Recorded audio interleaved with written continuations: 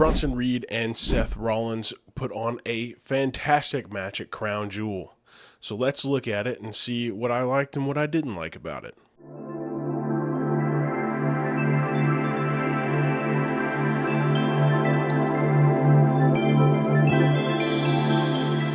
Bronson Reed is quickly becoming one of my favorite superstars in the WWE.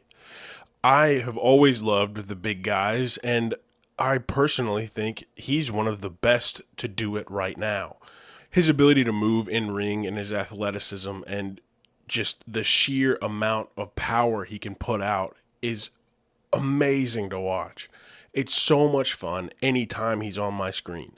His feud with Braun Strowman was one of my favorites of the year. Even though it didn't last very long, it left us with a lot of destruction and just a lot of big guys just beating up other big guys and destroying anything that's in their path. Now, this match with Seth may be the start of a little bit longer running feud, which I sincerely hope for. I hope that when Braun Strowman comes back, they can have sort of like a three-way feud, but I don't know when that'll be, and so the feud might end before we can get around to that point. Now, on the side of Seth, I was super happy to see him back and healthy and be able to compete in a match like this. With the injuries he's had this year and the time he spent out, I was a little concerned for him, knowing what Bronson Reed has done in the past few weeks. But he came in and he showed everyone he's still got it. And I have no doubt in my mind that we will see Seth Rollins as another champion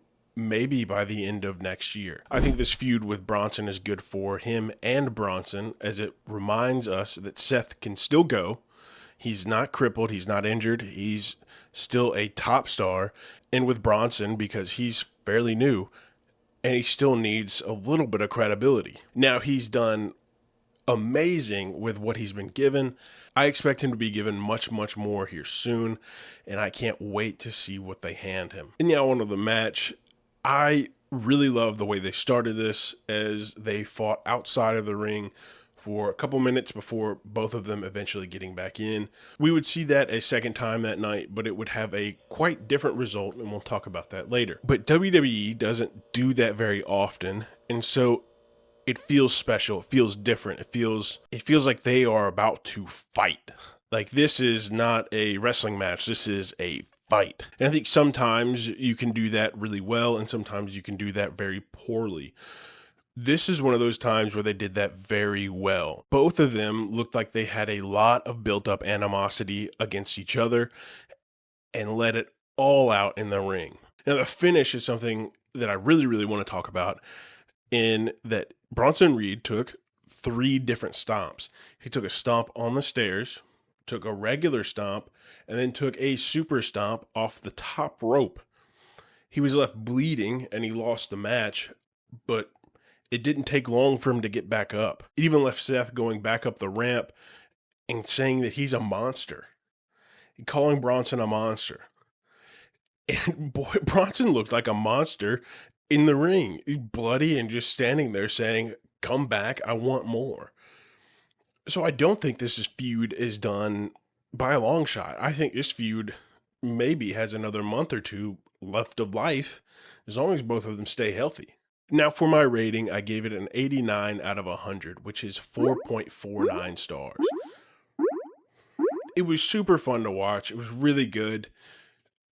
I think it was just missing a few elements that I think would have pushed it up to that 5-star match.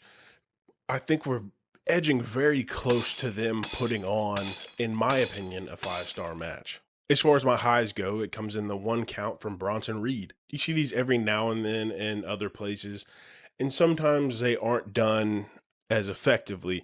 They don't propel a story. They're just kind of done as a wow moment. And this one, by the end of the match, you're starting to realize it's propelling Bronson Reed as an even bigger monster.